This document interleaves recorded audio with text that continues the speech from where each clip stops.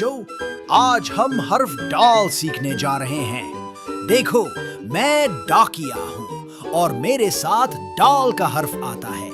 ये देखो, डाक खाना भी डाल से शुरू होता है और मैं हर रोज यहाँ आकर खत ले आता हूँ।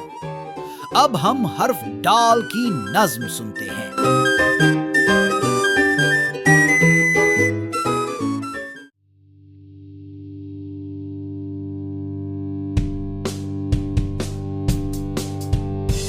डाल से डाकिया, डाल से डाक खाना, डाकिया आया, डाक लाया। डाक खाना है खतूत का मुकाम, डाकिया पहुँचाए खुशियों का पैगाम। डाल से डाकिया, डाल से डाक खाना, डाकिया आया।